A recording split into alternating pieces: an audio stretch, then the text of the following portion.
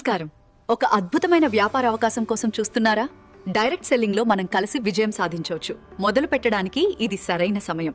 Direct selling అనగానే చాలా మంది నెగిటివ్ గా రియాక్ట్ అవడానికి, తక్కువగా చూడడానికి కొన్ని బలమైన కారణాలు ఉన్నాయి. దీంట్లో మొదటిది lack of awareness. Direct selling గురించి సరైన అవగాహన లేకపోవడం. చాలా మందికి డైరెక్ట్ సెల్లింగ్ అంటే కేవలం మనుషుల్ని జాయిన్ చేయించడం, ప్రొడక్ట్ అమ్మడం ఇలా మాత్రమే తెలుసు. కానీ ఇది ఒక ప్రొఫెషనల్ బిజినెస్ మోడల్ అని, దీని ద్వారా పర్సనాలిటీని డెవలప్ చేసుకోవచ్చు అని, ఫైనాన్షియల్ ఫ్రీడమ్ వస్తుంది, టైం ఫ్రీడమ్ వస్తుందని చాలా మందికి తెలియదు. రెండోది ఫోన్జీ మనీ సర్క్యులేషన్ స్కీమ్స్ రన్ చేసే కంపెనీస్ లో జాయిన్ అవటం. గతంలో కొన్ని కంపెనీలు డైరెక్ట్ సెల్లింగ్ పేరుతో వచ్చి ప్రజల దగ్గర చాలా వరకు డబ్బులు తీసుకొని మోసం చేశాయి. దీంట్లో మేజర్ గా మనీ సర్క్యులేషన్ ప్లాన్లలో డబ్బులు కట్టి జనాలు మోసపోయారు. క్వాలిటీ లేని ప్రొడక్ట్ ని జనాలకి ఎక్కువ రేట్లకు అమ్మి కూడా ఆ విధంగా కూడా జనాల్ని మోసం చేయటం వల్ల ఈ ఫీల్డ్ పైన జనాలకి ఎక్కువగా నెగిటివ్ ఫీలింగ్ ఈ ఇండస్ట్రీ పైన వచ్చేసింది. మూడోది త్వరగా బాగా డబ్బు సంపాదించవచ్చు, లైఫ్ లో తొందరగా సక్సెస్ఫుల్ అయిపోవచ్చు, త్వరగా కోటీశ్వర్లు అయిపోవచ్చు అనే అబద్ధాలు. కొంతమంది డిస్ట్రిబ్యూటర్లు కొత్త వాళ్ళని జాయిన్ చేయడానికి వాళ్ళకి ఆశ చూపిస్తా ఉంటారు. రేపు జాయిన్ అవ్వండి, ఒక నెలలోనే మీరు కారు కొనొచ్చు, 3 నెలల్లోనే ఇల్లు కట్టొచ్చు, ఇలాంటి అబద్ధాలు చెప్పి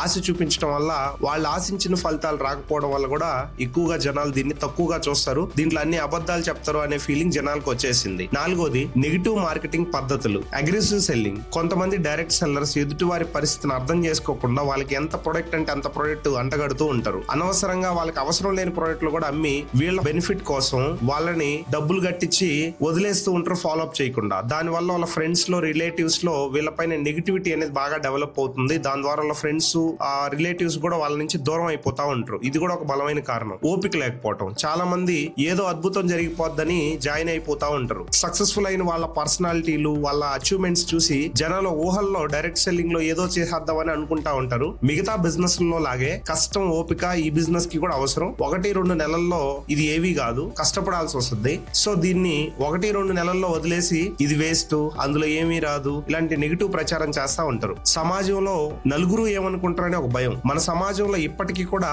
డిగ్రీ చదివి ప్రొడక్ట్లు అమ్ముతున్నారా అనే చిన్న చూపు ఉంది. వైట్ కాలర్ జాబ్ ఏదైతే ఆఫీస్ లో జాబ్ చేస్తారో దానికి ఇచ్చే గౌరవం ఈ సేల్స్ అండ్ మార్కెటింగ్ ఇండస్ట్రీకి లేకపోవడం కూడా ఒక మెయిన్ రీజన్. నిజం ఏంటంటే ప్రపంచ వ్యాప్తంగా ఎంతో మంది బిలియనీర్లు డైరెక్ట్ సెల్లింగ్ ని ఒక అద్భుతమైన బిజినెస్ మోడల్ గా గుర్తించారు. ఇది ఒక స్కూల్ ఆఫ్ లెర్నింగ్ అని చెప్పొచ్చు బిజినెస్ కోసం. చుట్టూ ఉండే వాళ్ళు ఏమనుకుంటారో అని కాకుండా మీరు ఈ సిస్టమ్ మీద నమ్మకం పెట్టి మీరు ఎంత ఎఫర్ట్స్ పెడతారో అంత మంచి బెనిఫిట్ ని మీరు పొందొచ్చు. Thank you.